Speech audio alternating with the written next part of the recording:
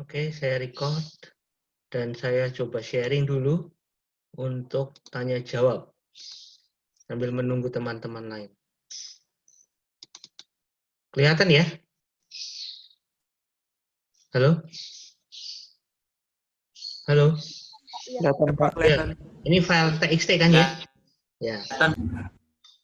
Nah, ini hari ini kita bahas tentang CPU scheduling. Jadi penjadwalan di dalam CPU. Apa yang dijadwalkan? Yang dijadwalkan adalah eksekusi proses. Jadi kemarin di bab sebelumnya kita tahu tentang proses dan thread. Lalu kemudian proses itu jalan mulai dari memori RAM ya, dari RAM, dari hard disk ke RAM, dari hard disk ke RAM itu adalah ready queue ya. Jadi itu adalah long term scheduler. Terus kemudian ketika sudah dari RAM menuju ke CPU ya, dari RAM ke CPU itu adalah short term scheduler atau penjadwal yang sangat cepat. Nah, ngapain mereka ke CPU? Karena proses-proses itu mau di running, artinya proses-proses itu mau membutuhkan kemampuan CPU untuk menghitung misalnya, melakukan sesuatu, misalnya contohnya ya, program untuk zip gitu, mengzip. Nah, untuk melakukan zipping file-file itu kan butuh algoritma untuk menzip, untuk mengkompres kan. Nah, algoritma itu pasti matematika kan, hitung-hitungan gitu, sehingga butuh komputer dalam hal ini adalah CPU untuk menghitungkan itu. Kalau sudah selesai nanti terminate gitu kan ya. Jadi siapa yang duluan, padahal kan program zip itu mungkin PID-nya kita tahu itu kan banyak sekali ya program yang jalan di situ. Jadi hari ini kita membahas apa sih caranya, bagaimana caranya program-program itu bisa dieksekusi di dalam CPU sesuai dengan algoritma atau aturan-aturan yang ada di situ. Nah, ini nomor satu. Ada pertanyaan, kenapa ready queue belum tentu first in, first out atau FIFO? Ya, kenapa di dalam ready queue belum tentu merupakan FIFO? Kenapa kok nggak antriannya itu cuma antrian biasa saja gitu ya? Antrian siapa yang masuk duluan langsung dieksekusi gitu. Kenapa nggak seperti itu? Nah, ini kalau jawabannya, sebenarnya ini jawabannya ya panjang ya, tapi saya mencoba meringkas gitu. Karena antrian di dalam CPU itu memiliki waktu datang gitu. Jadi kalau antrian ya kan, itu kan yang datang duluan katanya dijalankan ya. Tapi tidak hanya waktu datang saja gitu ya, tidak hanya waktu datang, tapi juga kebutuhan. Kebutuhan itu artinya berapa resource yang harus dieksekusi, berapa kebutuhan resource yang harus dieksekusi. Itu kebutuhan namanya. Lalu prioritas. Prioritas ini yang paling penting ya sebenarnya, prioritas. Jadi berdasarkan waktu datang, kebutuhan, dan prioritas. Berdasarkan waktu datang, kebutuhan, dan prioritas. Anggaplah waktunya dia duluan gitu ya. Kalau memang teman-temannya nggak ada yang lain gitu kan, ya bisa jalan. Tapi kalau ternyata sudah banyak antrian gitu ya, dia duluan terus kemudian ada antrian-antrian lain gitu. Tergantung kebutuhannya. Misalnya ternyata sekarang sisa resource-nya itu kurang gitu kan. Kalau sisa resource-nya kurang ya berarti harus ditunggu karena kebutuhan yang datang ini ternyata besar sekali ya. Berarti harus nunggu sampai ada proses lain yang membebaskan resource-nya. Jadi free gitu ya, harus free dulu gitu. Itu contoh kebutuhan. Lalu kemudian dilihat coba, misalnya ya, kalian membayangkan lagi ngantri di restoran begitu ya, terus kemudian Anda cuma mau beli es teh gitu, dibungkus gitu kan. Nah, padahal yang antri di depan kalian itu ada banyak gitu ya, makanannya banyak-banyak. Jadi belinya itu besar-besar. Sedangkan kalian itu hanya membeli es teh saja satu. Nah, kalau antriannya cuma berdasarkan waktu datang, berarti siapapun yang antri di belakang itu pasti akan diproses lama sekali. Padahal hanya beli es teh. Anda bisa bayangkan kebutuhannya ya. Kebutuhannya itu hanya cuma es teh satu gitu. Bisa diparalel mungkin atau bisa didahulukan, cuma es teh satu gitu. Jadi ini contoh tidak bisa cuma berdasarkan waktu datang dan waktu cuma berdasarkan FIFO ya. Lalu kemudian prioritas. Program seperti antivirus misalnya, ya kan? Ada yang harus didahulukan. Kalau antivirus tidak didahulukan, ya gimana? Nanti ada virus masuk, gitu kan? Itu contohnya. Atau program sistem, itu kan harus didahulukan, gitu ya. Terus kemudian ada juga yang harus bersifat responsif. Jadi ada program-program tertentu yang harus responnya cepat, gitu. Nah, kalau responnya cepat, berarti kan harus didahulukan. Jangan dibiarin, gitu ya. Itu contoh ya. Oke, terus kemudian nomor 2, ya. Kenapa dalam sistem nyata itu real time system ya. Pemakaian CPU tidak pernah mencapai 100%, hanya berkisar 40-90% saja katanya.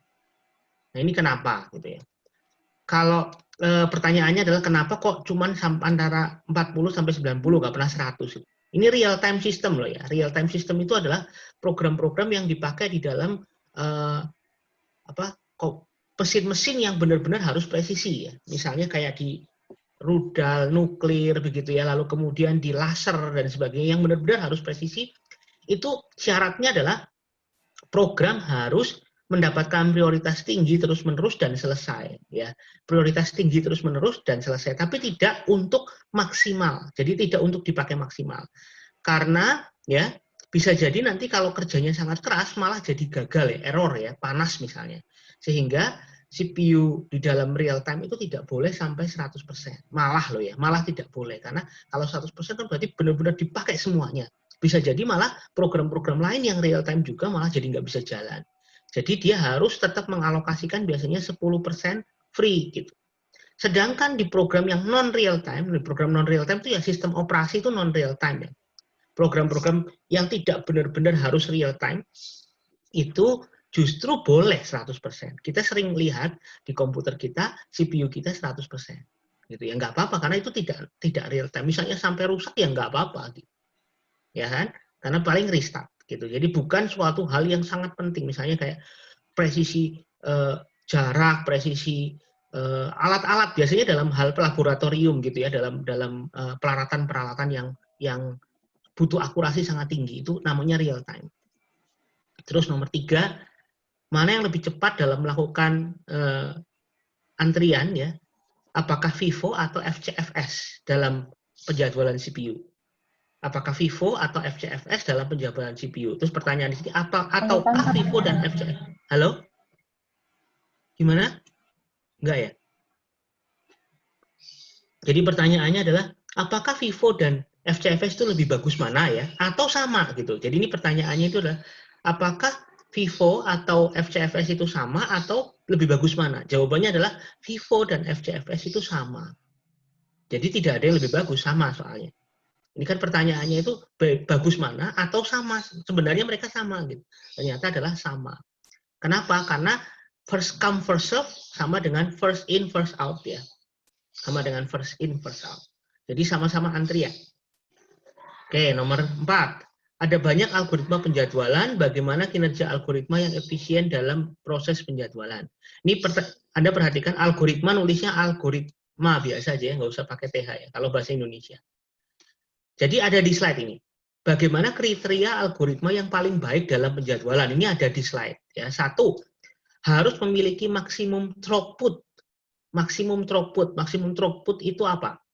Throughput adalah banyaknya proses yang bisa selesai dalam waktu tertentu. Banyaknya proses yang bisa selesai dalam waktu tertentu. Artinya yang berhasil di running dalam waktu tertentu. Misalnya dalam waktu, ini contoh 5 detik, misalnya pakai satuan detik ya. Dalam waktu 5 detik, berapa proses yang selesai? Itu namanya throughput. Makin besar, makin bagus. Betul kan? Dalam 5 detik, ternyata bisa menyelesaikan 10. Lebih bagus daripada dalam 5 detik hanya bisa menyelesaikan 3. Ya kan? Jadi maksimum, itu kriteria pertama. Yang kedua, minimum respon time. Respon time itu adalah bagaimana proses itu atau program itu merespon kita. Misalnya contoh saya ngeklik ya ini, klik gitu. Nah, dalam waktu sepersekian detik gitu ya, seolah-olah begitu ya, saya klik itu langsung kursornya kelihatan. Tapi kalau lagi proses berat begitu, coba Anda ya rasakan ya. Mau ngetik aja nulis huruf A gitu aja nggak keluar-keluar gitu ya. Itu adalah respon time-nya lambat gitu. Berarti justru respon time itu harus secepat mungkin. Dalam arti dalam bahasa matematika adalah minimum. Paham ya? Minimum, respon time harus minimum gitu. Terus waiting time itu adalah waktu nunggu. Yang namanya nunggu itu tidak enak, nggak ada yang mau ya. Jadi kalau program-program itu menunggu terlalu lama, berarti jelek. Sehingga harus minimum waiting time. Yang terakhir adalah minimum turnaround time. Turnaround time itu adalah waktu yang dipakai oleh suatu proses, mulai dari dia ready, mulai dia nyala, new, state-nya new, sampai terminate. Turnaround time itu waktu yang dia suatu proses pakai dari lahir sampai mati, maksudnya begitu. Dalam bahasa yang gampang adalah dari lahir sampai mati. Dari muncul sampai dead gitu ya, sampai di kill, sampai terminate. Nah, itu turnaround time. Harus minimum gitu kan. Kenapa bisa minimum? Harus semudah mungkin gitu ya, semudah mungkin, sekecil mungkin. Kenapa? Karena kalau logikanya, kalau dia menunggu terlalu lama, berarti dia turnaround time-nya juga lama, ya kan? Artinya ketika misalnya proses itu dieksekusi dari mulai hidup sampai mati itu adalah 10 detik. Gitu. Kenapa kok bisa 10 detik? Ya mungkin karena dia nunggu di dalamnya. Gitu. Nah, berarti kalau menunggunya lama, berarti turnaround time-nya juga lama. Gitu. Harusnya program itu dieksekusi secepat mungkin. Gitu kan? Berarti turnaround time-nya harus minimum. Hanya satu yang harus maksimum, yaitu throughput. Nah, ini adalah kriteria algoritma yang paling efisien untuk penjadwalan. Nah, algoritmanya ada banyak ya, mulai dari first come first serve, shortest job first juga ada dua, yaitu preemptive dan non-preemptive. Lalu kemudian ada round robin, lalu ada priority scheduling. Nah, jadi nanti ya harusnya kalau nanti presentasi mungkin itu. Terus nomor 5, algoritma apakah yang paling banyak digunakan dalam penjadwalan CPU? Nah, yang paling banyak ya, kalau biasanya di dalam sistem yang real time itu biasanya adalah round robin. Ya, yang paling cepat adalah biasanya yang responnya adalah pakai round robin. Kenapa? Karena di dalam sistem yang kita responnya harus cepat, itu round robin paling bagus. Round robin itu berarti setiap program itu dijatah dalam sekian waktu gitu. Jadi tidak bisa suatu program itu lama sekali diurusin gitu ya. Tapi harus digantian gitu. Round robin itu gantian. Jadi kalau gantian berarti program-program akan responsif. Itu biasanya dipakai di dalam user interface yang pakai model GUI gitu. Tapi kalau di program-program yang penting-penting seperti antivirus, kernel itu pakai priority scheduling. Priority scheduling berarti ada prioritas, ya kan? Yang penting yang harus duluan. Harus diselesaikan duluan. Nah, gitu. Terus biasanya nanti akan menggunakan multi-level feedback queue. Nanti kita lihat di slide ya. Terus kemudian nomor 6, apakah sebuah CPU dapat memiliki satu jenis algoritma scheduling? Bisa sekali. Nanti namanya multi-level feedback queue itu. Ya, jadi dalam satu CPU bisa beberapa scheduling algoritma, tapi nanti diurutkan gitu ya. Nanti ada namanya multi-level feedback queue. Terus kemudian nomor 7, apakah scheduling algoritma mempengaruhi I/O burst? Nah, ini saya jelaskan dulu I/O burst sama CPU burst. Kemarin sudah sepertinya. I/O burst adalah program-program yang lebih banyak memakai I/O daripada CPU. Sedangkan CPU burst itu adalah program-program yang lebih banyak memakai CPU daripada I/O. Contohnya apa? Masih ingat kemarin? Saya nanya ya. Apa yang lebih banyak memakai CPU? Gitu. Yang memakai banyak CPU adalah yang menghitung, yang melakukan perhitungan. Contohnya kompres, program kompres. Seperti zip, rar, 7zip, dan lain-lain ya. Itu adalah kompres. Atau ripping CD, dari CD menjadi MP3, menjadi CD audio, dan lain-lain yang proses convert itu ya. Dari MP4 dan sebagainya, itu adalah itu untuk menghitung gitu ya. Itu pasti hitung-hitungan gitu. Seperti Excel itu juga hitung-hitungan ya. Jadi program-program yang melakukan perhitungan itu adalah CPU burst. Lalu kalau I/O burst itu adalah program-program yang lebih banyak memakan I/O. Contohnya adalah burning CD misalnya. Atau nonton DVD misalnya. Ya, nonton DVD berarti itu kan player itu kan bacanya DVD-nya kan. Dia akan lebih banyak membaca disknya. Dan itu I/O banget gitu ya. Tidak menghitung tapi membaca saja. Nah, itu adalah contohnya. Nah, lalu pertanyaannya apakah si scheduling algoritma mempengaruhi itu? Tidak hanya I/O burst ya, tapi juga CPU burst. Jawabannya tidak, nggak ada hubungannya. Karena I/O burst sama CPU burst itu adalah kebutuhannya. Jadi kalau tadi di atas saya nomor 1 tadi, CPU itu butuh, ada waktu datang, ada kebutuhan. Jadi CPU burst dan I/O burst itu kebutuhannya. Jadi nggak ada hubungannya sama algoritmanya, gitu ya. Tidak akan mempengaruhi. Jadi kalau pakai Vivo terus jadi lebih cepat, jadi kebutuhannya jadi berkurang gitu misalnya, enggak. Ya, jadi misalnya pakai Vivo itu atau FCFS berarti mempengaruhi ini, berarti CPU-nya jadi nggak butuh gitu, enggak ya. Jadi tidak ada hubungannya karena ini kebutuhan dari program. Terus kemudian nomor 8, mengapa Unix menunggu? Nah, ini saya tidak begitu paham ya. Mengapa Unix menunggu terjadinya I/O blocks? sebelum terjadi context switch. Apakah hal tersebut tidak mengganggu kinerja proses? Nah, saya jawabannya adalah ini spesifik Unix, ya. Prinsipnya ini yang harus saya ketahui, harus saya berikan, ya. Ini context switch nih. Istilah context switch adalah istilah untuk menggambarkan bahwa CPU itu berpindah dari satu kegiatan ke kegiatan yang lain. Itu namanya context switch. Saya sudah menjelaskan kayaknya kemarin juga. Si context switch adalah perpindahan pekerjaan, ya, perpindahan pekerjaan. Waktu yang dibutuhkan untuk berpindah dari satu pekerjaan ke pekerjaan yang lain. Itu namanya context switch. Berarti context switch itu rugi, ya bisa dibilang ya. Rugi karena nggak melakukan pekerjaan tapi berpindah gitu. Jadi waktunya itu dipakai untuk berpindah. Jadi kalau sering banget melakukan context switch berarti rugi. Dalam bahasa manusia adalah habis di jalan, tahu ya. Anda nggak kerja tapi cuma bolak-balik aja. Misalnya jarak di Jakarta gitu kan, mau jalan kemana itu jauh macet gitu, padahal belum bisa melakukan apa-apa. Nah, sehari 3 kali bolak-balik, kapan kerjanya, bisa dibilang begitu. Itu contoh ya, itu namanya context switch-nya terlalu banyak. Nah, kalau di dalam Unix ternyata dia harus menunggu I/O block. Menurut saya sih entah itu I/O blocks atau apapun, ya berarti dia ada pekerjaan tertentu di sebelumnya yang membutuhkan proses menunggu gitu ya. Itu jawabannya ya. Mengganggu apa enggak? Ya menurut saya mengganggu gitu kan. Mengganggu. Karena konteks switch itu sendiri sudah rugi gitu ya. Terus kemudian nomor 9, apa saja prinsip yang berbeda? Ini saya nggak tahu juga. Apa saja prinsip berbeda yang harus kita pertimbangkan dalam memilih penjadwalan? Kalau saya sesuai kriteria algoritma tadi. Apa yang dimaksimalkan, apa yang diminimumkan, tadi sudah jelas ya. Prinsipnya apa yang harus mempertimbangkan, tapi biasanya di CPU itu yang melakukan CPU, kita nggak bisa milih ya, secara manusia, secara user, itu tidak bisa kita bilang sama OS, tolong kamu pakai priority scheduling aja, gitu. Nggak bisa. Itu semuanya kerjanya sistem operasi. Kita cuma nonton aja. Kita cuma bisa menjadwalkan, biasanya kalau di proses manager itu, di task manager itu cuma bisa kita klik kanan, terus set priority. Cuma itu yang bisa kita lakukan. Tapi tidak bisa kita pilih. Saya mau bahwa program ini saya buat round robin. Program ini mau saya buat priority scheduling. Program ini mau saya buat pakai FCFS. Nggak bisa, nggak ada. Gitu. Tapi yang bisa kita lakukan adalah ngeset prioritasnya. Prioritas program ini, proses ini itu tinggi atau enggak. Cuma itu, tok. Yang lainnya kita selebihnya hanya menonton. Ya, jadi udah biarkan sistem operasinya kerja. Begitu ya. Ada pertanyaan dulu? Ini saya tutup. Saya akan lihat yang sudah datang. Ada pertanyaan?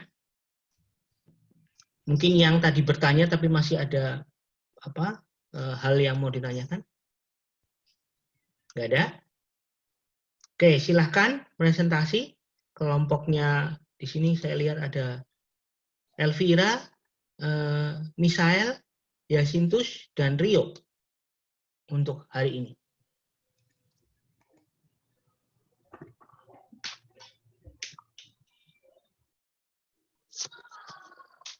Ya, silahkan. Layar saya sudah kelihatan? Sudah. Oke. Ya. Selamat pagi teman-teman. Ya. Hari ini kita akan presentasi tentang CPU scheduling. Ya, anggota kelompok kami ada Rio, Elvira, Yasintus, dan saya Rian. Oke, jadi apa itu CPU scheduling? CPU scheduling itu sebenarnya adalah suatu pengaturan proses-proses yang ada di dalam CPU. Ya. Jadi pengaturan ini tuh bersifat sangat penting karena ini yang menentukan seberapa cepat nanti performa dari sebuah CPU tersebut. Penjadwalan CPU sebenarnya adalah dasar dari multiprogramming. Karena dengan adanya alokasi itu maka proses-proses akan mendapatkan resource dari CPU. Betul. Ya. Oke. Manfaat menggunakan CPU scheduling adalah kita dapat mengoptimalisasikan performa. Yang di sini saya maksud adalah throughput-nya. Seberapa banyak tugas yang dapat diselesaikan dalam satu kurun waktu. Lalu yang kedua lebih responsif. Kenapa lebih responsif? Jadi ketika kita memberi tugas ke CPU, seberapa lama tugas itu harus menunggu lalu diproses baru selesai. Jadi semakin cepat akan terasa semakin responsif. Lalu mengurangi risiko terjadinya crash. Nah, kalau yang ini Ini kegunaan CPU scheduling. Jika kalau semua tugas dijalankan berbarengan, misalnya tugas satu lagi dikerjakan sama CPU, lalu tugas berikutnya nyusul padahal belum selesai, nggak ada aturannya, maka akan dapat mengakibatkan tugasnya yang keras. Deadlock sebenarnya ya. Nanti ada di bagian deadlock. Hang. Iya, deadlock. Iya. Oke. Oke, strategi CPU scheduling. Di sini strateginya dibagi dua. Jadi ada non-preventif sama preventif. Nah, bedanya apa Preemptif sih? ya, Ya, preemptif bukan sorry. preventif. Preemptif, sorry. Preemptif ya. Bedanya apa? Kalau non-preemptif, jadi dia itu jika proses menggunakan CPU, proses tersebut akan menggunakan CPU sampai proses tersebut selesai. Setelah itu, baru proses tersebut dapat dipulangkan hasilnya, lalu dia ambil task berikutnya. Nah, kalau preemptif adalah proses yang dapat diinterupsi. Jadi ketika misalnya ya CPU lagi melakukan task 1, lalu ada task berikutnya, task 2 datang dan sifatnya lebih penting. Maka CPU akan meninggalkan task 1 lebih dahulu, dia menyelesaikan task 2 yang lebih penting. Setelah task 2 selesai, baru dia kembali ke task 1. Jadi perbedaannya adalah yang satu tidak bisa diganggu sampai selesai, yang satu dapat diganggu. Oke, next. CPU scheduling goals kriteria. Jadi ini adalah goal-goal yang dapat kita yang harus kita kejar kalau menggunakan CPU scheduling. Jadi yang pertama itu ada CPU utilization. Jadi maksudnya adalah kalau kita lihat task manager, misalnya ini task manager. Ya, ini task manager ya. Ini penggunaan CPU. Kita kalau berharap jika misalnya tugas kita banyak, tugas kita kan pengen cepat selesai kan. Kita pengen CPU itu dia digunakan 100% secara 100%. Jadi kalian mungkin udah pernah ngalamin tugasnya tuh besar, tidak selesai-selesai panjang butuh waktunya, tapi kalau CPU-nya cuma 17%, pasti kalian tuh gregetan. Ini kok jalannya aplikasinya lambat, CPU-nya padahal sisa-sisa gitu. Jadi ya tujuannya kita menggunakan CPU secara 100% agar tugas kita cepat selesai. Nah, gimana sih caranya biar cepat selesai? Maka kita harus memperpadat throughput. Nah, dengan adanya CPU utilization scheduling, maka kita kan bisa mengatur jadwal aplikasi itu gimana caranya aplikasi itu dalam satu kurun waktu itu sepadat mungkin gitu. Jadi misalnya dalam 5 menit CPU itu habis menyelesaikan tugas ini langsung menyelesaikan tugas apa. Jika sudah diatur maka kan aku akan padat. Maka semakin padatnya waktu semakin banyak juga tugas yang cepat selesai. Lalu turnaround time. Turnaround time itu adalah dari sisi perpindahan tugasnya tugas itu harus cepat. Jadi seberapa lama sih kita misalnya tugas A pindah ke tugas B pindah ke tugas C. Ya. Seberapa cepat lama dibutuhkan untuk berpindah-pindah dan nanti ya. Ini tadi sudah saya jelaskan ya, throughput Ya. itu adalah jumlahnya yang selesai berapa ya. Ya, itu ini. Turnaround time itu sekalian, turnaround time itu adalah waktu dia mulai nyala, proses waktu nyala sampai mati, sampai terminate. Waiting time nunggu ya. Ya, waiting time seberapa lama tes itu menunggu. Lalu kalau respon time itu dari kita ngasih tugas sampai kita mendapatkan hasil itu seberapa lama responnya. Ya, seperti itu aja. Betul. Ya, untuk CPU scheduling algorithms yang akan kita bahas hari ini adalah ada first come first serve, ada shortest the first, ada priority scheduling, ada rolling robin, multi-level queue, dan multi-level feedback queue scheduling. Oke, first come first serve akan dijelaskan oleh Benito. Sebentar. Langsung ke soal aja, atau secara umum first come first serve itu apa, terus kemudian langsung ke soal. Oke, Ben, silahkan Ben. Ben? Sebentar. Benar ya, benar.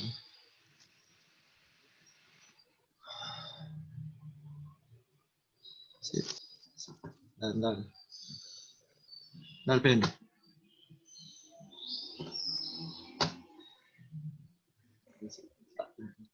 Oh iya, aku boleh ini.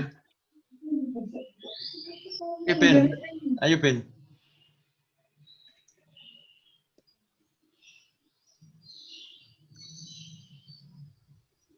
Ben.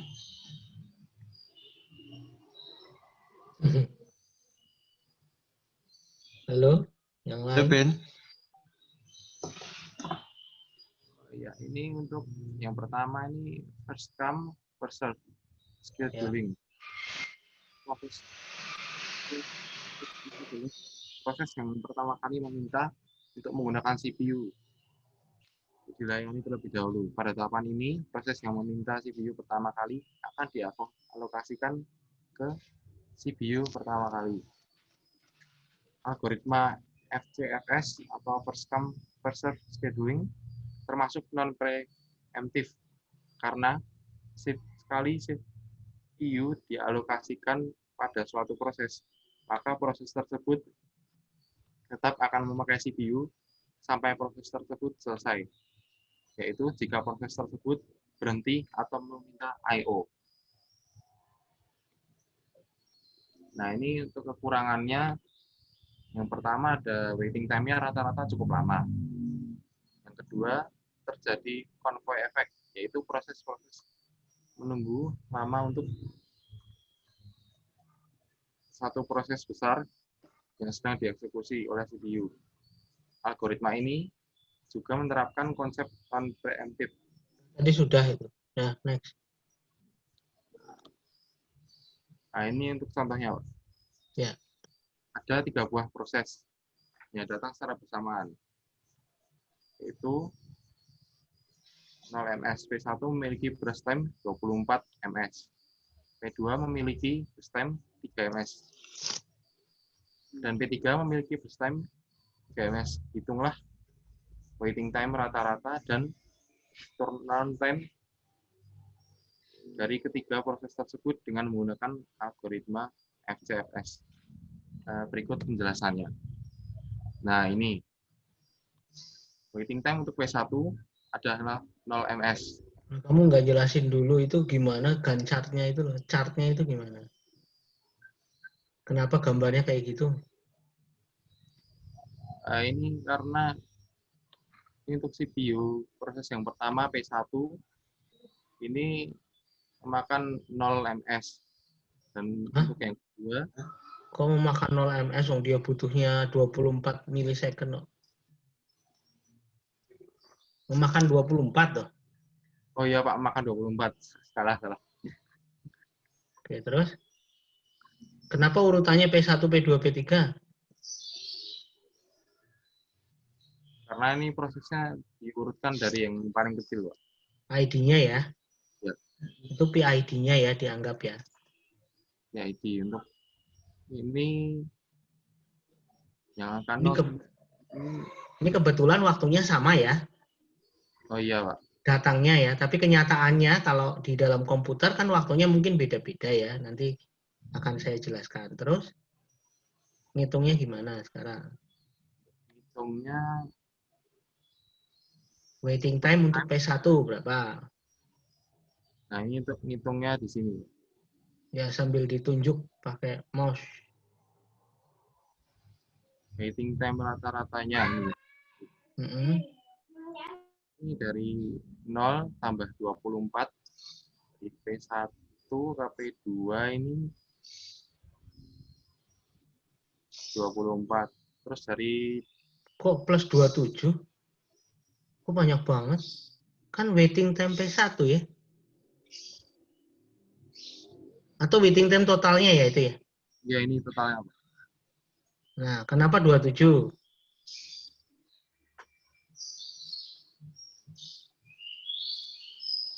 Apa yang dimaksud waiting time? Waiting time itu waktu menunggu, Pak. Ya, berarti P1 menunggu berapa lama gitu, kamu jelasin. P1 menunggu sekitar 24 milisecond. Ya, terus P2 menunggu berapa lama? P2 menunggu 27 milisecond. Kenapa? Kenapa bisa 27? Karena dihitungnya dari proses Dari 0. 0. Ya. Oke. Dan P3 Terus? menunggunya sampai 30 milisecond. Nah, itu Oke. di Terus di rata-rata. Gitu ya, ada yang bertanya teman-teman, ini sekalian ini. Halo, kalau bertanya langsung ya. Jadi ini sekalian saya menjelaskan ini. Jadi teman Anda presentasi, saya juga sambil memperjelas.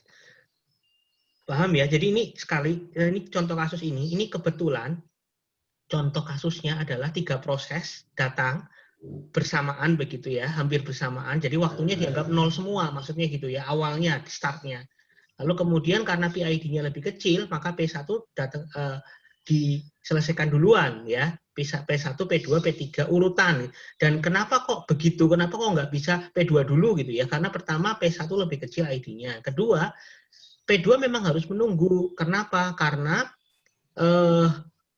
modelnya FCFS itu adalah non preemptive, tidak bisa diganggu gugat. Jadi begitu P1 sudah dijadwalkan, dia harus diselesaikan sampai selesai. Baru berikutnya gitu.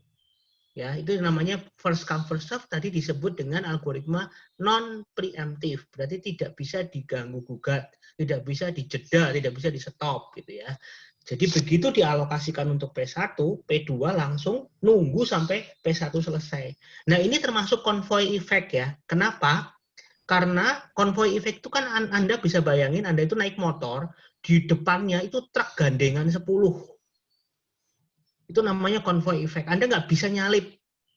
Padahal kan kalian kecil, pakai motor gitu. Tapi depannya itu truk lambat banget. Antrian kan, terpaksa ngantri karena Anda nggak bisa nyalip gitu. Ya, jadi itu nama proses kecil di belakang proses besar, itu namanya convoy effect. Ya, berarti kasihan dong proses kecilnya. Ya. Jadi ini kebetulan ya contoh convoy effect karena P1 itu 24. Oke. Dah. Terus next-nya adalah turnaround time. Coba cara ngitungnya gimana? Halo. Mari lanjutkan turnaround time. Untuk turnaround time-nya Dijelasin dulu turnaround time itu apa, terus kemudian gimana apa prosesnya.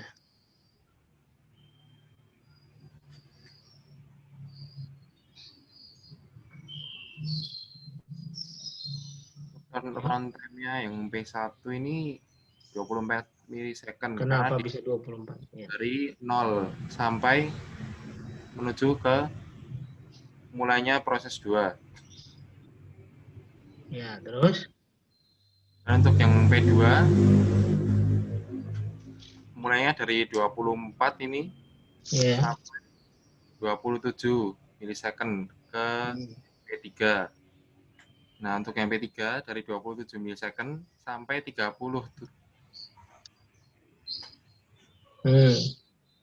Untuk penghitungnya ini mulai dari 24. Dari 24 ditambah 27 tambah 30. Nah, itu beda ya, teman-teman lihat rumusnya. 0 tambah 24 tambah 27 itu waiting time. Kenapa 24 tambah 27 tambah 30? Kan beda ya rumusnya ya, hitungannya apa, angkanya beda, nggak cuma asal 24 plus 27 plus 30. Kenapa P3 30 gitu? Kenapa P2 27? Itu yang harus Anda ketahui. Kenapa? Rio gimana? Kenapa? Kenapa? Oh, saya tanya misalnya P2 kenapa 27? P2 27 karena ini di akhir prosesnya, Pak. Di akhir prosesnya. Jadi Anda harus berpegang pada pedoman artinya turnaround time ya. Turnaround time adalah, tadi saya jelaskan, turnaround time adalah waktu mulai lahir sampai mati. Mulai dari dia nyala sampai mati. Berarti nyala itu dari detik ke 0 ya kan? Terus matinya di detik ke 27 gitu kan? Berarti turnaround time-nya berapa? 27. P2 itu kan nyalanya, datangnya kan di detik 2 ke 0 gitu ya. Datangnya kan bareng tadi dijelaskan. Datangnya di detik ke 0, matinya di detik ke berapa? 27. Jadi P2 turnaround time-nya berapa? 27. Jadi berpegang pada konsep itu ya, itu penting. Yang waiting time itu waktu tunggunya saja loh ya, waktu tunggunya. Jadi kalau dia tidak menunggu, contohnya P1 kenapa 0? Waiting time kenapa P1 0? Karena dia terlahir di detik 0 dan langsung dieksekusi, tidak ada nunggunya. Makanya 0. Sedangkan P2 kenapa 24? Karena dia menunggu setelah P1 selesai 24. Bisa dimengerti teman-teman? Berpegang pada kalimatnya tadi. Waktu tunggu adalah waktu dia menunggu. Ya, jadi nanti kalau tidak menunggu ya 0. Tapi kalau ada nunggu, walaupun itu diseling-seling gitu ya, nunggunya itu ada selang-selingnya, itu nanti dihitung sedikit-sedikit, dijumlahin. Itu waktu tunggunya. Jadi cara ngitungnya itu adalah per proses ya. P1 proses waiting time-nya berapa, P2 waiting time-nya berapa, P3 waiting time-nya berapa, P1 turnaround time-nya berapa, P2 turnaround time-nya berapa, P3 turnaround time-nya berapa. Baru di rata-rata. Rata-rata itu kan gampang, per jumlahnya, beres itu. Masalahnya Anda harus bisa ngitung turnaround time-nya berapa sama waiting time-nya berapa. Itu paling penting. Kalau nggak jelas ngomong loh, yuk sambil mau bertanya boleh. Ini pas soalnya gampang, nanti saya kasih soal yang lebih sulit. Ya, next. Lanjutkan. Sebentar. Siapa? Sebentar. Tak pindah kontrol dulu. Boleh pakai punyanya Benito aja. Oh, pakai laptopnya Benito. Oke. Jangan. Ya sih. Oke ya. Bentar. Benito. Oh ya. Upload. Tak ulangi. Dah belum? Coba. Dah bisa? Belum nih? Belum. Belum. Coba lagi. Bisa? Belum ya? Oh iya, udah. Itu udah bisa. Silakan siapa? Oke, jadinya yang selanjutnya adalah shortest job first scheduling. Mas Rio atau siapa ini? Ini Deka, Pak. Oh ya. Lalu yang selanjutnya adalah algoritma ini sebenarnya memungkinkan setiap proses dengan memprioritaskan burst time waktu pekerjaan terkecil yang akan dikerjakan terlebih dahulu. Ya. Jadi intinya dia akan mengerjakan suatu processing yang memiliki burst time waktu yang lebih kecil. Ya. Lalu ini dibagi menjadi dua. Yang pertama yang non preemptif. Yang non preemptif itu penjelasannya adalah CPU tidak memperbolehkan proses yang di-ready queue untuk menggeser proses yang sedang dieksekusi oleh CPU. Meskipun proses yang baru tersebut memiliki burst time yang lebih kecil. Jadi intinya apabila ada suatu processing masuk sedang dikerjakan, dieksekusi, lalu ada proses lagi masuk di ready queue. Nah, di ready queue itu ternyata ada yang lebih kecil lagi ya. Tapi di dalam non-preventif ini, dia tidak akan kembali mengambil yang lebih kecil, tetapi mengerjakan yang masih ada, yang sedang dieksekusi tadi. Lalu yang selanjutnya ini adalah contoh dari short job first. Ya. Dapat dilihat dari contoh itu kan pertama masuk di arrival time ada P1 dengan burst time 7, P2 arrival time-nya 2 dengan burst time 4 dan selanjutnya. Nah, P1 yang datang lebih awal dengan time 7 akan tetap berlanjut sampai akhir proses karena dia sebenarnya sudah masuk dulu di awal. Lalu yang lalu ada yang masuk lagi P2. Dilanjutkan dengan P2 dengan arrival time lebih dulu dengan burst time 4 dan diikuti oleh P4 yang memiliki burst time sama tetapi masuk di queue pada arrival terakhir. Lalu dengan proses perhitungannya bisa dilihat dengan itu rata-rata waiting time-nya. Bentar. Ya itu rata-ratanya mudah ya. Sekarang saya justru kenapa P3 dulu baru P2? Gimana Pak? Kenapa P3 dulu baru P2? Maaf tadi putus-putus ya Pak. Kenapa P3 dulu baru P2? Halo? Ya agak putus-putus ya Pak, sebentar. Gimana Pak? DK. Kenapa P3 dulu baru P2? Oh iya. Dia masukin P3 dulu karena berstemnya itu lebih kecil. Jadi yang iya. Tapi kenapa P1? P1 tidak? P1 kan dia udah masuk ke udah dieksekusi dulu Pak di CPU-nya. Oke, ya betul. Tapi gini, saya jelaskan ulang ya. Ini khusus bagian ini. P1 itu datang pada detikkan 0. Tidak ada yang lain. Ya, tidak ada yang lain yang datang. Jadi nggak ada lagi. Karena nggak ada lagi ya eksekusi itu. P2, P3, P4 datang di detik ke 245. Anda bisa lihat itu di gancarnya. 245 itu proses P1 masih diselesaikan loh. Ya kan? Masih dalam proses menyelesaikan P1. P1 selesai di detik ke-7. Berarti 3 proses sudah datang semua. Betul ya? 3 proses P2, P3, dan P4 sudah datang semua.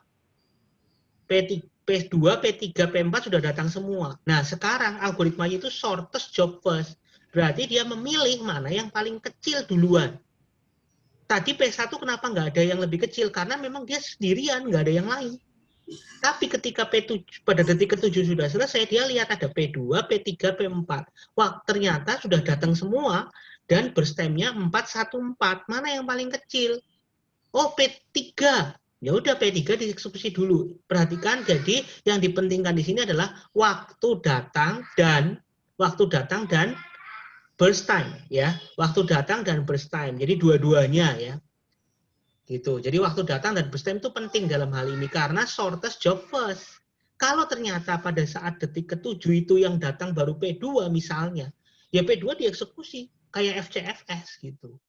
Karena nggak ada lain gitu. Tapi ketika 3 atau 4 sudah datang semua, silakan pilih. Ya. Jadi silakan pilih yang mana yang paling kecil.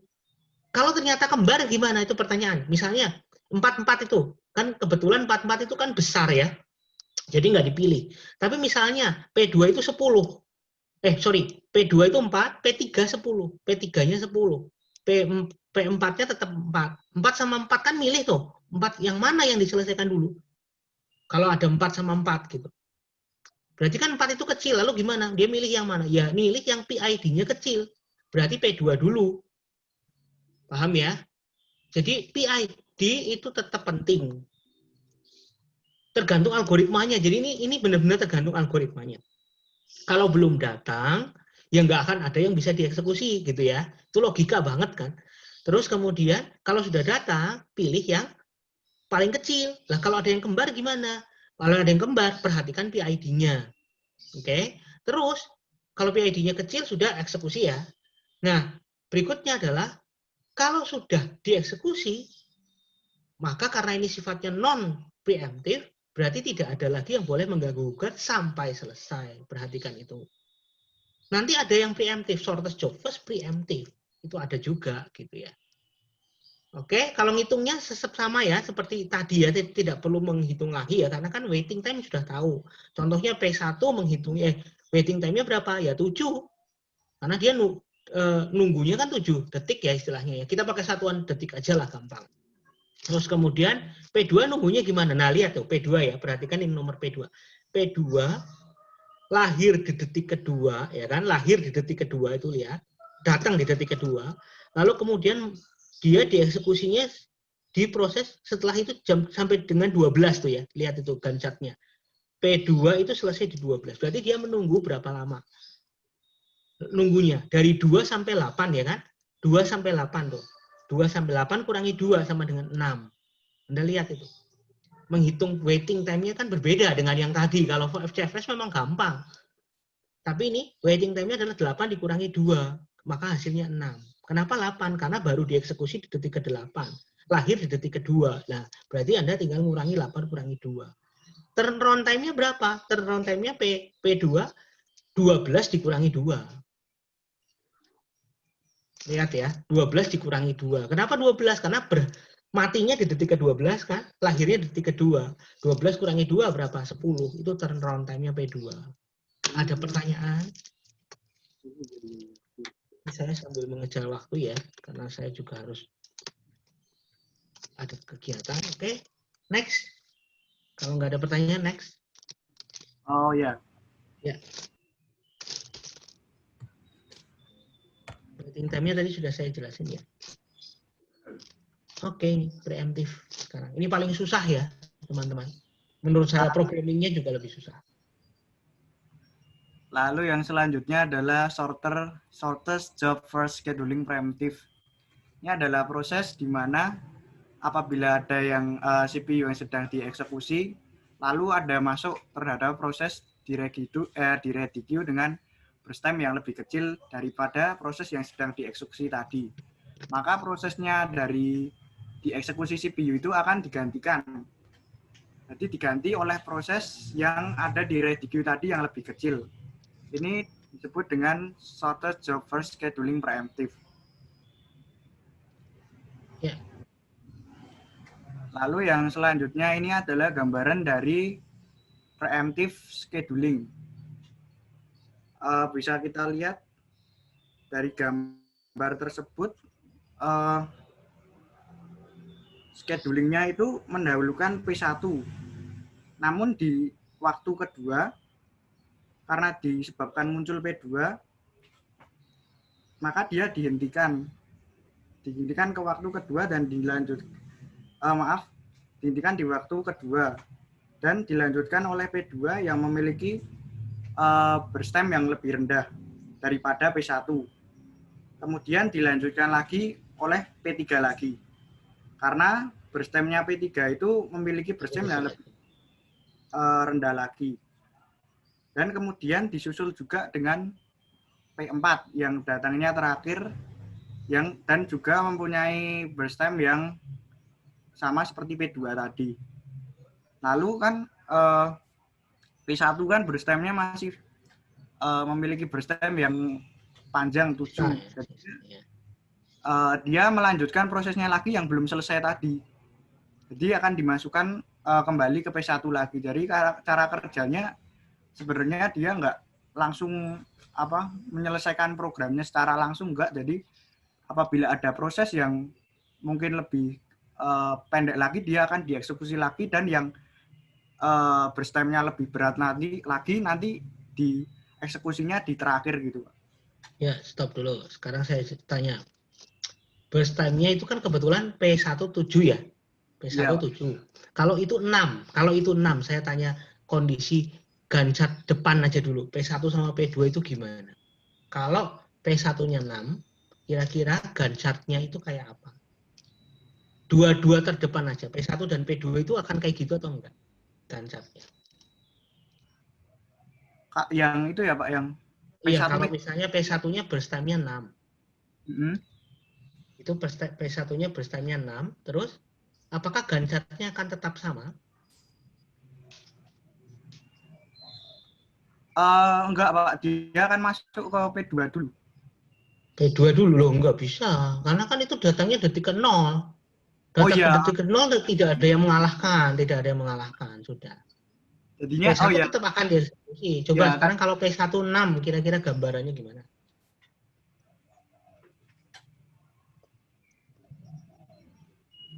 Kalau P1-nya 6 berarti P1 tetap gimana? Akan dieksekusi dulu, Pak. Gimana? P1-nya juga akan dieksekusi dulu tetap, kan? Tetap kan? Ya, tetap P1 jalan. Detik 1, detik kedua, terus datanglah P2. Burst time-nya 4. Nah, terus gimana? Dia akan ngerjain P2 apa enggak? Dia akan ngerjain P2, terus tadi P1-nya tadi di-cut, Pak.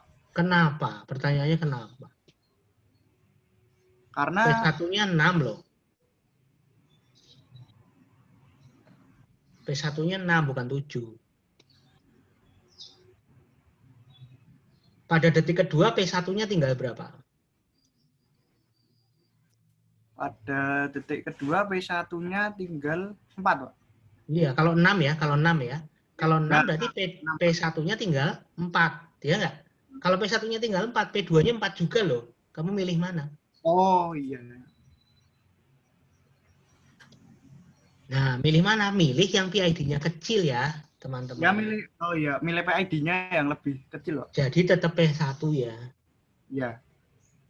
Oke, ada pertanyaan? Ini sengaja. Ini pas contohnya bagus. Jadi saya kasih contoh. Jadi kalau misalnya P1-nya 6, P1-nya 6, lihat P1-nya 6, P2 datang pada detik kedua kan? Berarti sudah nyelesain 2 kan? P1-nya sudah diselesaikan 2. Sisanya berapa? Sisanya 4 loh. P1 sisa 4 loh. Terus P2 juga datang detik kedua, sisanya juga 4. Kan dia belum dikerjain apa-apa. 4 sama 4 milih yang mana? Kan sama. Kalau milihnya sama berarti dia harus jalanin yang P1 dulu. Karena PID-nya kecil. Oke, kenapa kok P2 itu didahulukan dalam soal ini? Karena sisanya 5. Perhatikan tuh, P1 itu waktu detik kedua, di soal ini ya, itu sisanya 5 loh. 7 kurangi 2 kan? 5.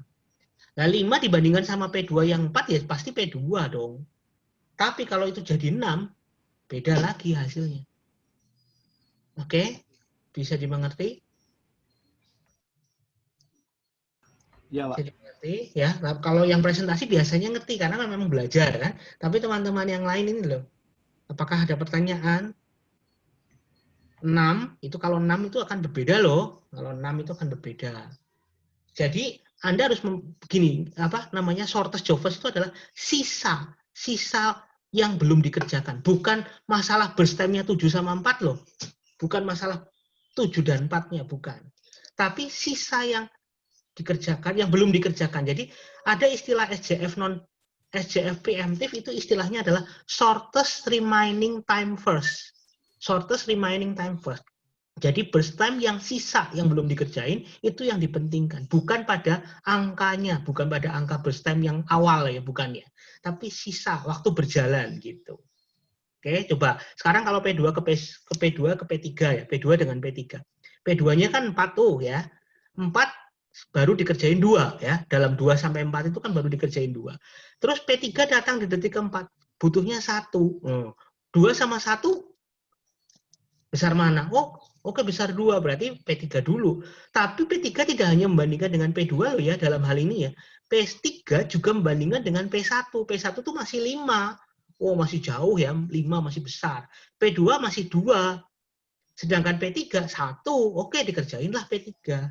Selesai P3. Terus kemudian CPU membandingkan lagi P2 dengan P1. P2 sisa 2 ya, perhatikan tuh ya dalam soal ini loh. P2 sisa 2, P1 sisa 5. Maka pilih yang mana? Ya P2 lagi. Ya, pada detik ke ini pada detik ke P3 datang detik ke-4. Oh, P4 datang di detik ke-5 ya, datang di detik ke-5. P4 masih 4 ya. P4 masih 4, P2 masih 2, P1 masih 5. Jadi yang dipilih P2. Nah, kayak gitu. Anda perhatikan tuh benar-benar arrival time-nya ya. Kalau biasanya saya tuh nulis di bawahnya. Saya biasanya nulis di bawah Gantt chart itu PP-nya itu datangnya pada detik keberapa. Jadi lebih gampang. Oke, ada pertanyaan? Teman Anda sudah betul. Nah, perhatikan itu ya, tentang waiting time-nya ya. Hati-hati ngitungnya gimana. Lihat, P1 tuh kenapa 9? Saya coba ya. P1 kenapa 9? P1 mulai di detik ke 0 ya. Dia tidak menunggu sama sekali tuh. Dia tidak menunggu sama sekali, berarti 0. 0 penunggunya. Tapi P1 nunggu lagi di mana? 11. Lihat tuh, 11 kurangi 0. 11 kurangi 2, sorry. Kenapa kok 2? Karena P1 kan sudah selesai di 2 ya. Baru diselesaikan di detik kedua. Berarti 11 kurangi 2. 11 kurangi 2 berapa? 9. Jadi waiting time-nya P1 adalah 9. 11 kurangi 2. Anda, jadi gambar ini penting ya. Gambar ini membantu sekali untuk menghitung. Waiting time-nya P1 adalah 11 kurangi 2. 11 kurangi 2. Itu 9. P3 lihat. P3 itu 0 tuh waiting time-nya. Karena lahir di detik keempat langsung dieksekusi. Makanya 0. Nah, kalau turnaround time-nya P1 berapa? Turnaround time-nya P1 berarti lahir di detik ke 0, mati di detik ke 16. Berarti turnaround time-nya berapa? 16. Oke. Kalau turnaround time-nya P2 berapa? Lahir di detik kedua, mati di detik ke 7, berarti 7 kurangi 2, berapa? 5. Itu turnaround time-nya P2. Lihat gambar Gantt-nya itu. Kalau kalian gambar Gantt-nya benar, maka hitungan berikutnya pasti benar. P3, turnaround time-nya berapa? 1, karena 5 kurangi 4. Waiting time-nya berapa? 0, karena tidak ada yang menunggu sama sekali. Begitu. Ada pertanyaan langsung cut ya, langsung cut. Pak, saya bingung gitu. Yang mana? Oke, kalau gitu next. Round robin mungkin. Silahkan. Yang berikutnya siapa? Oke, langsung saya aja berarti. Ya. Nah, sebenarnya masih ada sih berikutnya tuh. Nggak apa-apa, Nah, tapi sudah bisa. ini tuh masih ada sebenarnya. Priority ya? Mau langsung round robin apa? Priority dulu. Priority dulu. Ya, sebentar tak buka akses lagi.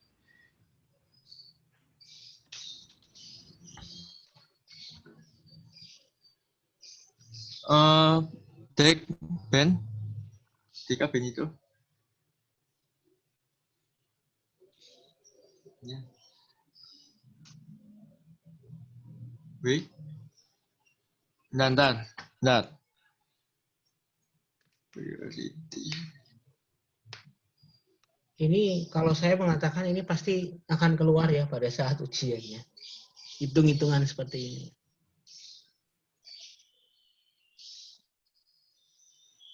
Ya, monggo. Oke, yang selanjutnya adalah priority scheduling. Ini merupakan algoritma penjadwalan yang sebenarnya mendahulukan sebuah proses yang memiliki prioritas yang lebih tinggi. Jadi dengan beberapa kriteria, mungkin nanti akan saya jelaskan beberapa kriterianya.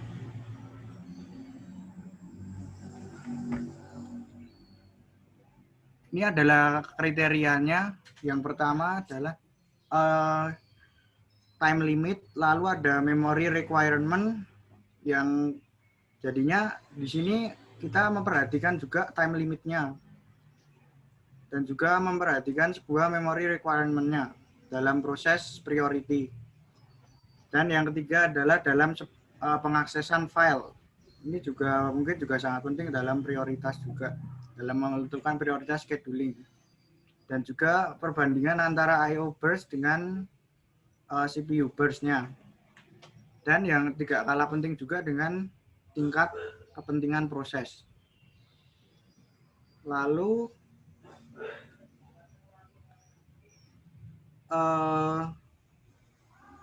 setiap karakteristiknya ini tuh dapat dilihat juga dengan setiap proses diberi prioritas. Jadinya CPU itu dialokasikan untuk proses yang memiliki prioritas tinggi.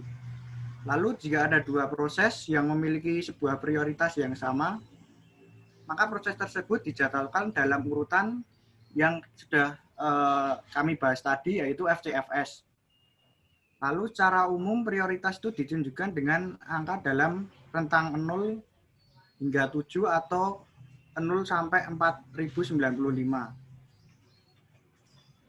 Lalu yang selanjutnya prioritas itu dapat dihitung berdasarkan itu tadi yang sudah saya sebutkan, yaitu batas waktu, time limit, kebutuhan memori atau memory requirement, dan akses file atau jumlah file yang terbuka.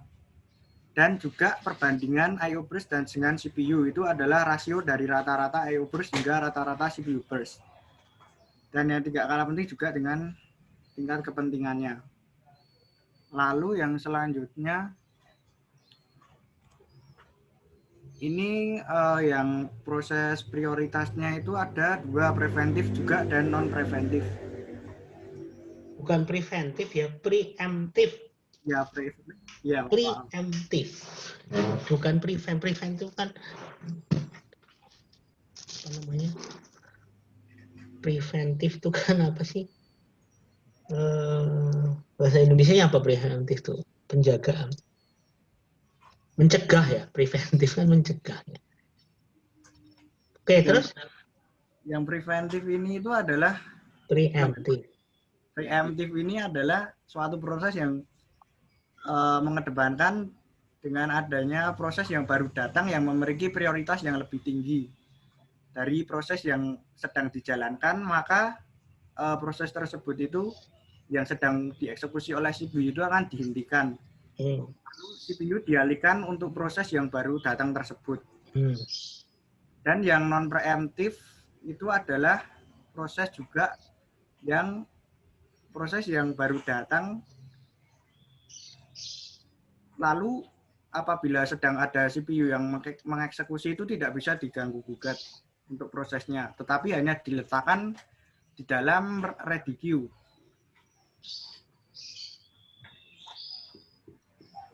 Lalu yang selanjutnya ini adalah prosesnya, contoh dari priority scheduling-nya. Sudah dijelaskan dari gambar di atas itu, algoritma priority scheduling ini yang dieksekusi terlebih dahulu, yaitu P2 dengan durasi 8, prioritinya 1. Dan jadi prioritas 1, yang prioritas kecil ini berarti harus pakai asumsi ya, kalau ada soal kayak gini nanti harusnya prioritas 1 itu lebih kecil, lebih besar daripada prioritas yang lain gitu. Oh iya. Terus? Jadinya yang dieksekusi terlebih dahulu ya ini P2 dengan prioritas tinggi. Dan dengan waktu penyelesaian 8. Setelah P2 selesai, maka dia akan melanjutkan dengan proses P4 yang memiliki prioritas tertinggi kedua yaitu 2. Lalu dilanjutkan tadi P4 berarti dilanjutkan dengan pengerjaan P3 dengan waktu yaitu 7. Dengan waktu 7 dengan prioritas 3. Dan yang terakhir pengerjaan P1 dengan durasi 6. Lalu kelemahan dari priority scheduling ini adalah terjadinya indefinite blocking atau starvation. Itu kelemahannya karena proses ini dengan prioritas yang mungkin rendah berkemungkinan untuk tidak dieksekusi. Jadi jika terdapat proses lain yang memiliki prioritas yang lebih tinggi itu, dia akan mengeksekusi yang lebih tinggi dan yang paling rendah itu tadi mungkin bisa tertinggal. Lalu solusi dari permasalahan ini biasanya adalah dengan aging, yaitu meningkatkan prioritas dari setiap proses yang menunggu dalam queue secara bertahap. Stop ya, stop dulu sekarang. Nah ini saya jelasin. Jadi yang dipenting ini kan kebetulan arrival time-nya 0 nih. Kebetulan arrival time-nya sama semua. Kalau misalnya arrival time-nya itu P1 dulu detik ke 0 gitu. Yang lain misalnya detik ke 5 misalnya. Atau detik ke 3 gitu. Pokoknya beda ya. P1 itu detik ke 0. Walaupun dia prioritasnya 10, ya tetap dikerjain dulu ya. Perhatikan itu. Jadi yang namanya arrival time itu jarang banget terjadi detiknya sama ya. Karena program itu kan mesti ngantri gantian ya. Sepersekian detik itu pasti akan ada selisihnya. Jadi kemungkinan besar saya akan kalau membuat soal itu tidak akan mungkin arrival time-nya sama ya. Itu pasti akan jauh walaupun selisihnya 1 per 2 gitu. Nah, jadi arrival time itu misalnya P1 itu ternyata prioritasnya rendah banget gitu ya. Tapi dia itu datang duluan. Ya udah dia dieksekusi. Gitu ya. Terus misalnya P1 itu dieksekusi dan dia sifatnya non preemptive walaupun dia rendah, walaupun P1 itu rendah, tapi kan non preemptive berarti udah terlanjur dieksekusi P1 misalnya. Ya udah P2, P3 dan lain-lain yang prioritasnya tinggi tetap nggak akan bisa karena udah non preemptive. Ya, jadi walaupun rendah tapi kalau non preemptive ya berarti nggak bisa diganggu gugat. Tapi kalau tinggi ya bagus, malah betul ya. Nah, jadi kalau nanti ternyata suruh milih, maka milihnya berdasarkan prioritas yang tinggi duluan gitu. Terus dari tadi kita hanya membahas tentang waiting time sama turnaround time ya. Masih ada. Jadi kalau nanti di dalam soal biasanya ada soal berupa itu ya, gambar soalnya itu tabel itu. Ada proses, ada durasi, atau burst time, biasanya disebut burst time, lalu prioritas, ada datang, waktu datang. Tugas Anda ngapain? Tugas Anda adalah satu, membuat Gantt chart. Tugas Anda membuat Gantt chart. Jadi chartnya itu harus dibuat. Oke. Yang kedua adalah menghitung waiting time dan average-nya. Jadi waiting time per masing-masing dan average-nya, rata-ratanya. Lalu yang ketiga adalah turnaround time masing-masing dan menghitung rata-ratanya. Nah, yang keempat yang belum dari tadi belum dibahas adalah throughput-nya. Ya, throughput-nya gimana? Sekarang saya tanya, misalnya dari Gantt chart ini ya, dari Gantt chart ini ada time-nya tuh ya 0, 8, 11 kan kalian semua lihat. Kalau saya tanya, throughput untuk detik ke-9, throughput detik ke-9 ada berapa pertanyaannya? Coba kalau dari kelompok presenter bisa jawab nggak? Kalau saya tanya pada detik ke-9, throughput-nya berapa? Kalau Anda lihat. Ada yang bisa nggak? Ya nyoba nggak apa-apa. Throughput itu adalah apa tadi? Throughput adalah jumlah program yang selesai, ya kan? Jumlah proses yang selesai. Pada detik ke-9, pada detik ke-9 yang selesai berapa tuh? Yang sudah selesai siapa yang sudah selesai? Lihat dari gambar itu. P2 sama P4, Pak. P2 pada detik ke-9, pada detik ke-9. 9 ya. Ya. Cuma P2 ya. P2, sorry. Ya, Nah, berarti P2. throughput-nya berapa? 1. Yaitu P2. Oke, jelas? Oh, iya. Pada detik ke-11 ada berapa throughput-nya? 2. Yaitu P2 dan P4. Paham? Ya, Pak. Oke, nah jadi kalau throughput-nya detik ke-24 berapa? Ya semuanya sudah selesai. Nah, makin kecil misalnya pada detik ke-9, misalnya ternyata dia bisa nyelesain 2 proses, berarti lebih bagus dong. Ya kan? Lebih responsif, lebih bagus, lebih cepat gitu. Wong 2 proses selesai kok. Nah, jadi throughput harus maksimal. Waiting time harus minimal. Turnaround time harus minimal. Respon time harus minimal secepat mungkin. Gitu. Paham sampai di sini? Pokoknya kalau ada pertanyaan langsung sela saya ya. Langsung, Pak, saya mau tanya. Oke? Bisa ya? Dah, lanjutin sekarang ke round robin lah sudah. Udah hampir jam 9. Oke. Sudah. Oke, ini saya yang presentasi. Ya. Nah, siap-siap dulu. Oke, round robin ya. Jadi sebentar tadi. Oke, kalau di round robin itu modelnya adalah tugasnya dia berputar. Jadi sebenarnya saya ada simulasinya. Jadi basically dia itu adalah kalau nggak ada tugas yang yang perlu diulang, nanti dia tuh yang selalu selesai, dia tuh basically adalah dia menurut kayak Vivo gitu.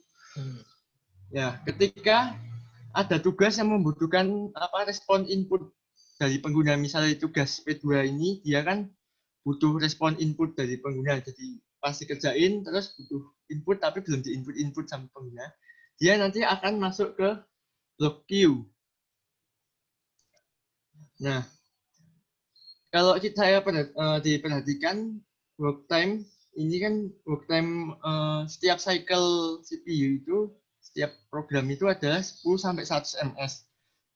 Dia tergantung tergantung operational system dia di mana. Nah, ketika sudah work time-nya habis tapi tugas itu belum selesai, maka yang terjadi akan CPU akan membalikan ke ready queue. Jadi tugas itu nanti akan kembali ke ready queue. Gitu ya, dijadwal lagi. Ya, cara menghitungnya adalah, nah saya udah siapin. Cara menghitungnya gini, misalnya ya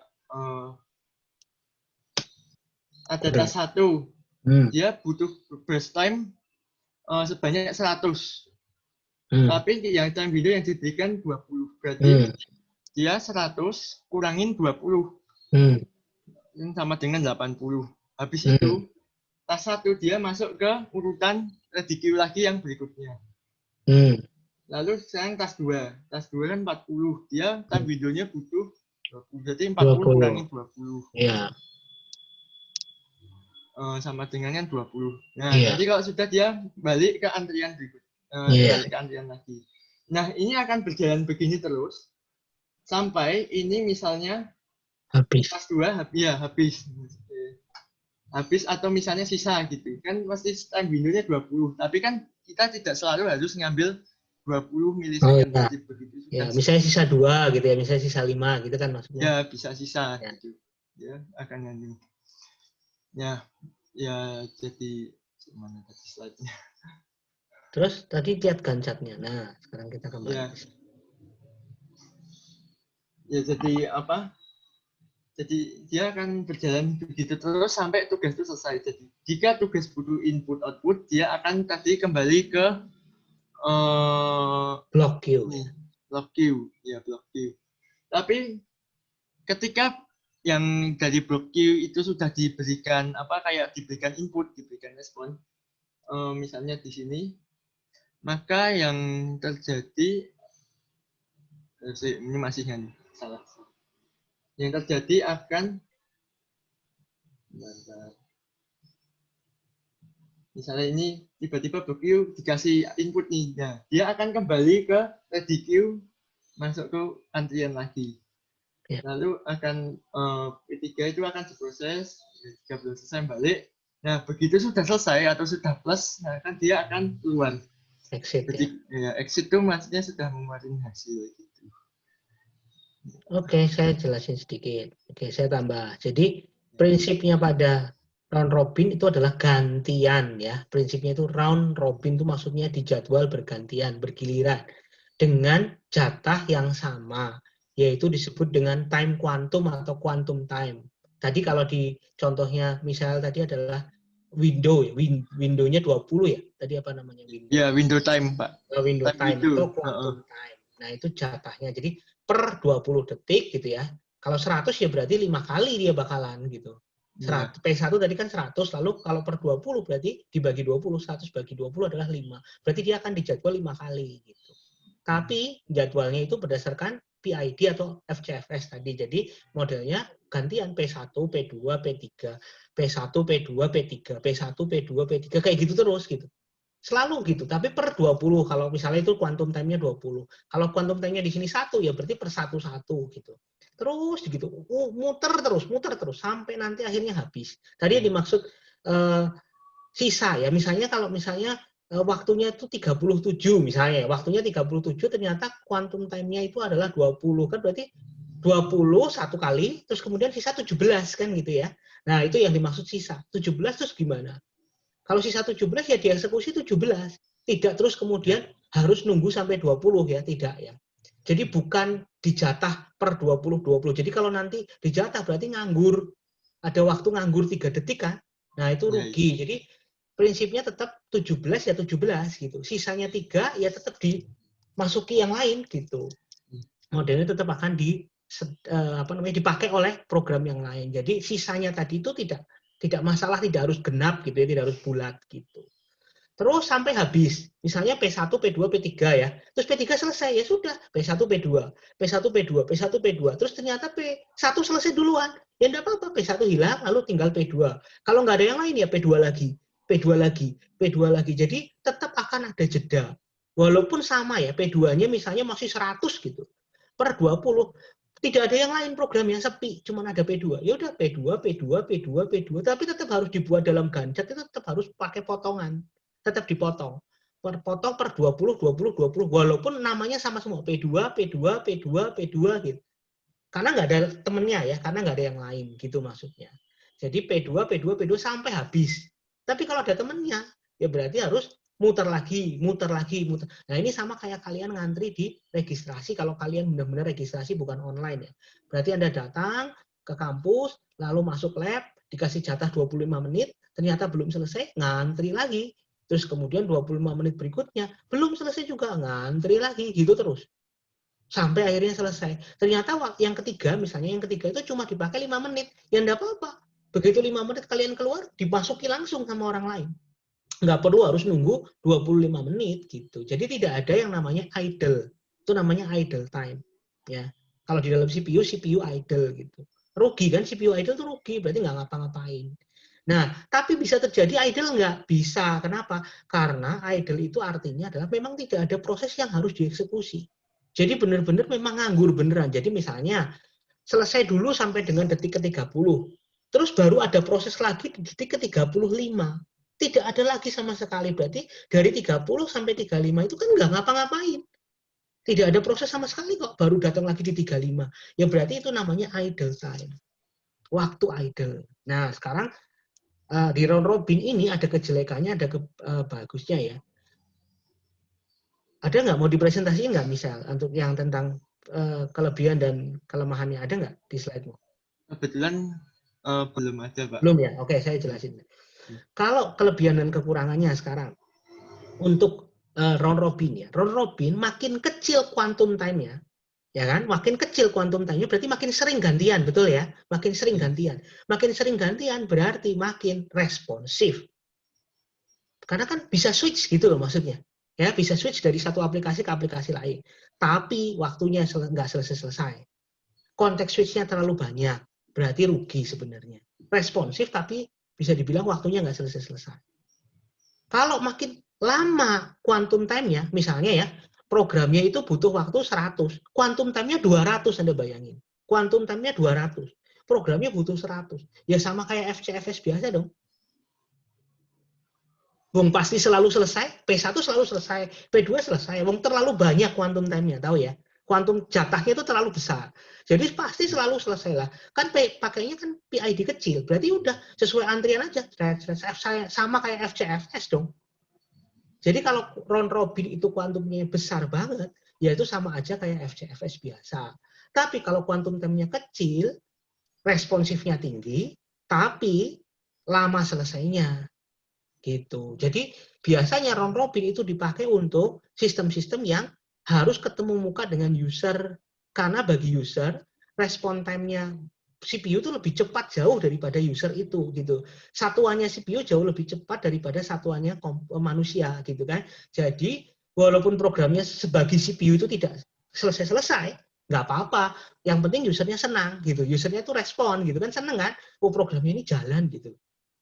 Bagi kita kan progress bar gitu jalan gitu nggak apa-apa kan. Bagi CPU itu lama banget gitu ya, bisa dibilang begitu. Oke, jadi round robin itu cocok ketika harus menjadwalkan aplikasi yang bertemu dengan user, karena user itu menganggap CPU jauh lebih cepat. Jadi nggak masalah. Tapi kalau program-program yang nggak perlu kelihatan user, yang nggak perlu kelihatan usernya, nggak perlu lihat, saya di task manager kan banyak tuh program-program yang kita nggak ngerti apa tuh ya. Dia selesai apa enggak kita aja nggak ngerti kan ya gitu kan, dia ngapain kita nggak ngerti. Nah itu mungkin pakai FCFS aja nggak apa-apa. Ya kan, karena apa? Karena dia di belakang background nggak ngerti, saya nggak ngerti apa-apa. Nggak masalah gitu. Tapi kalau antivirus dan lain-lain yang butuh prioritas tinggi, kernel, ya harus mau nggak mau pakai priority. Saat prioritasnya tinggi, maka program lain akan terjeda. Jadi kayak hang, kayak nge-freeze gitu ya. Karena apa? Karena lebih penting yang itu. Itu. Oke, jadi kita akan di nomor 2 kan. Nah, modelnya seperti itu di CPU. Oke, waktunya sudah, saya mau kuliah lagi. Jadi saya mau nggak mau harus stop, tapi tunggu sebentar. Saya ingin sharing sedikit tentang ini, tentang apa namanya, pertanyaan di kelompok. Ya, pertanyaan kelompok saya nggak tahu nih, sebentar ya, saya sharing sedikit. Nih, kamu stop ya, saya. Oh, oke, Pak. Stop ya. Ya, saya sharing ya, sebentar. Ini pertanyaan kelompok itu sampai sekarang seperti ini, teman-teman. Jadi ada yang nggak tanya ya. Ini yang merah-merah ini nggak tanya. Dan contohnya kelompoknya Misael ini sendiri, ini contohnya yang sekarang nih.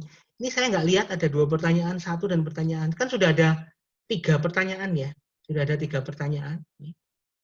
Sudah ada 3 pertanyaan yang sampai dengan pertemuan hari ini. Jadi tolong yang belum tanya, ini saya grouping ya berdasarkan kelompok, misalnya kelompok 1 gitu ya. Ini ada pertanyaannya 3 nih. Sudah ada pertanyaan di sini. Pertanyaan 4 belum ada ya, kosong.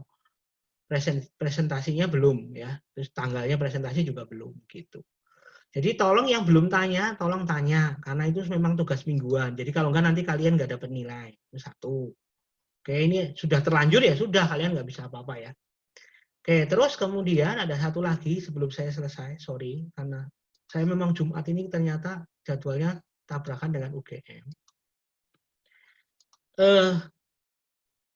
Hitungan algoritma. Nah, itu saya punya contoh, nanti saya sharing di ikhlas ya. Semoga kalian bisa belajar dari sini.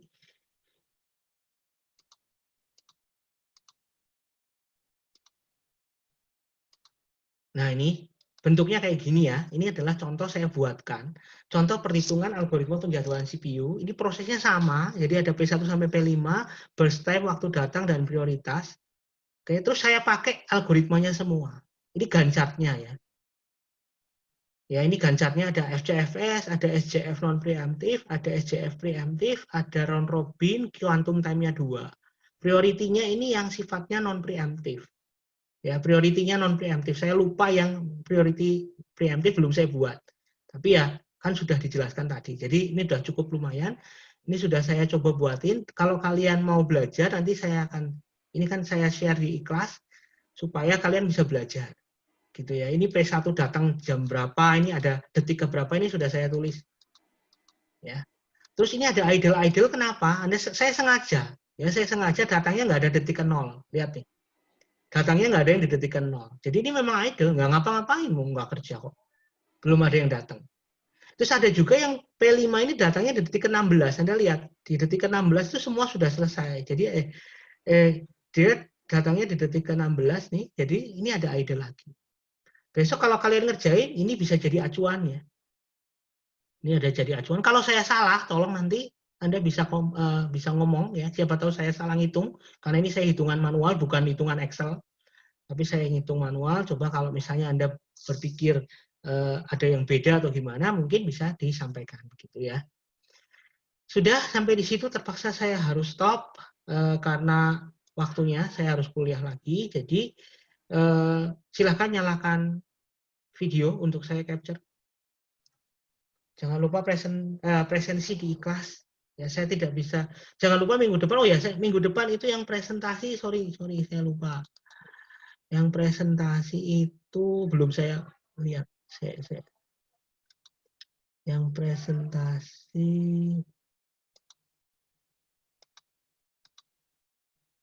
tanggal 16 ya, betul ya. Tanggal 16 itu yang presentasi kelompoknya Natalia, Nike, dan Wilhelmina. Oke, 3 orang. Itu Oke, silakan Pak. presentasi untuk chapter berikutnya, berarti chapter 6 ya, tentang habis CPU scheduling itu proses synchronization. Proses synchronization itu di situ juga ada algoritma, ya ada algoritma tapi tidak banyak. Nah, silakan kalian bahas contoh kasusnya juga algoritmanya. Proses synchronization. Ya, tidak harus semua ya. Jadi di situ kan banyak tuh bukunya. Jadi Anda tinggal lihat dari slide saya sebagai acuan. Jadi kalian harus bahas apa. Jadi di slide saya juga tidak semuanya saya bahas gitu. Jadi hanya yang sesuai slide saja. Lalu kemudian kalian cari cari studi kasus dan jelaskan. Kalau ada hitung-hitungan, jelaskan cara ngitungnya. Gitu. Oke, jadi itu tujuannya supaya kalian bisa belajar terlebih dahulu. Oke, selamat. Sorry, saya capture dulu. Nanti siang saya baru bisa upload ke ikhlas ya. Saya harus kuliah dulu. Bentar, saya capture-nya gimana? Oke, 1, ya, 1, 2. Udah semua? 1, 2, 3. Oke, terima kasih. Selamat pagi. Makasih, Pak.